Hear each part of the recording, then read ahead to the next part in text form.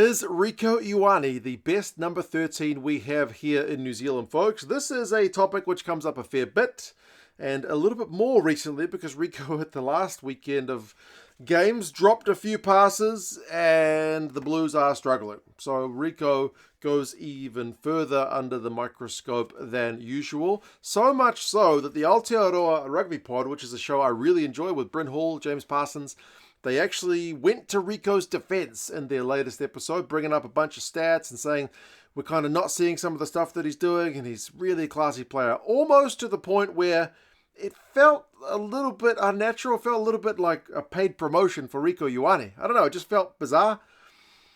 Maybe because he's copping too much unfair criticism, they decided to balance the scales, but I don't know, it just felt like a slightly out of place one, but as I said, I do really enjoy that show. It's certainly way better than the breakdown. I recommend, despite the fact that they play a few mid-roll ads, they are generally a pretty good watch. So Aotearoa Rugby Pod, if you got time, check that out. Check out what they got to say about Rieko, but also I wanted to have a look at some numbers myself for Rieko Ioane to see how he compares to some other guys currently playing 13 here in NZ. I want to have a look at Bailyn Sullivan.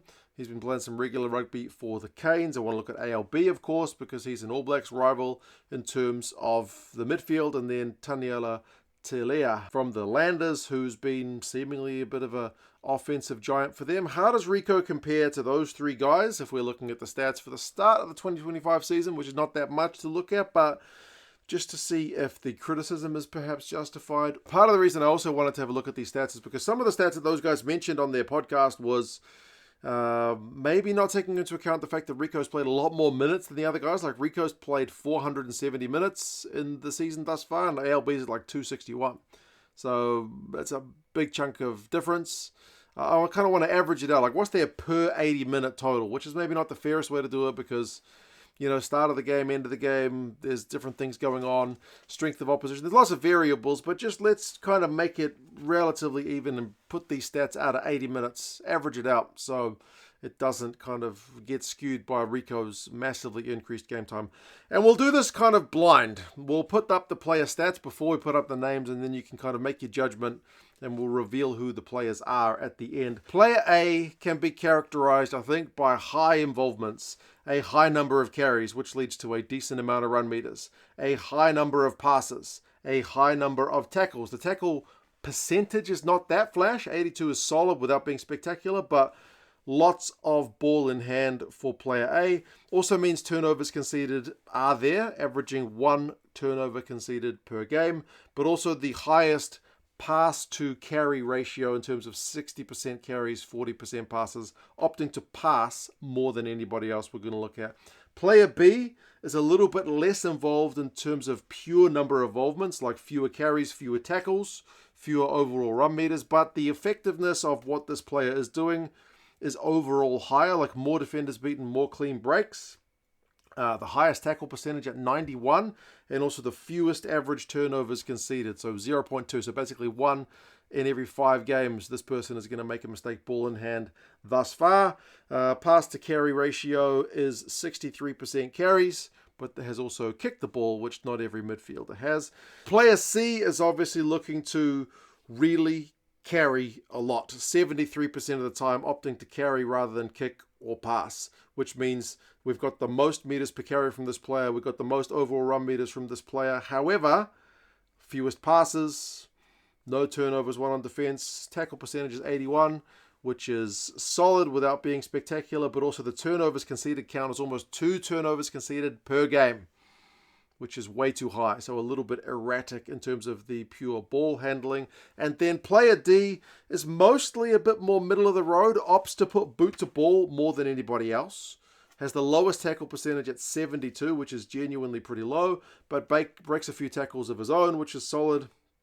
And doesn't actually carry that much because is spending a decent amount of time putting boot to ball or passing. So has, I guess, the most overall varied distribution game in terms of being a center who can put boot to ball. So who is who? Rieko was player A. Believe it or not, he passes more than anybody else, even if you're just averaging it out per 80 minutes. It kind of goes against the stereotype of what we think of with Rieko Ioane.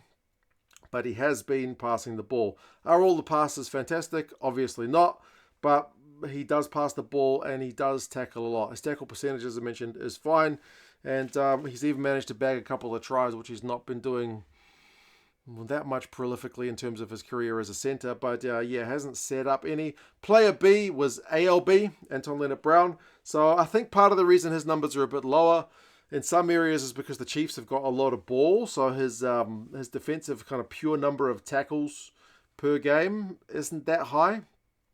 And they rely a bit more on DMAC to do some of the playmaking, but when he does get the ball, I think the numbers show that he is, he's pretty effective with what he does, and he's just so reliable in terms of not coughing up the pill.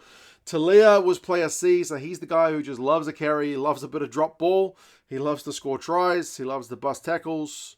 His game is a little bit less varied. And then player D was Sullivan, who's got a bit more of a boot in his game, more defensively solid than some of the other guys. They've all scored pretty similar number of tries. Like Rico's got 2, ALB's got 3, Talia's got 2, and Sullivan's got 1. So they've all gotten over the whitewash. Talia and Sullivan are the only guys with try assists. Neither Rico or ALB has them. But they all conceded at least one penalty. So, it is an interesting mix. So for mine, what do I think about Rico? Is he the best 13 in New Zealand? He's solid. The problem with Rico is when he was on the left wing, he was just so outstanding. He was genuinely at his peak, probably the best left winger in the world. He was certainly in the conversation. If you were making a World 15 at the time, he would have been one of the guys in the conversation for left wing. Has he ever really been in that conversation for centre? No, he's just solid. Solid enough wing. He makes a bunch of tackles. His distribution game in terms of his timing and whatnot could use a bit of work. I feel like they don't get the most out of his gas that he's got, although he is 28. So I don't know that he's got the longevity to kind of go back to the wing. I think his future is still at centre, but he's certainly going to have to see out the challenge of some other guys, especially from Proctor once he gets back. But Proctor, he's played a little bit for the All Blacks. He did get exposed a few times when playing for the AB, so certainly is not the kind of perfect player either. He's certainly a work in progress, but it is an area where the All Blacks need to build a bit of depth, I think. So does Rico get more stick than he should? Probably, but is he the player that the Aotearoa Rugby Pod were quite making him out to be? I'm not sure he's kind of there either. He's probably just somewhere in the middle. You guys let us know your thoughts. Subscribe to the channel if you enjoyed any of that. And I'll talk to you guys again soon. See you later.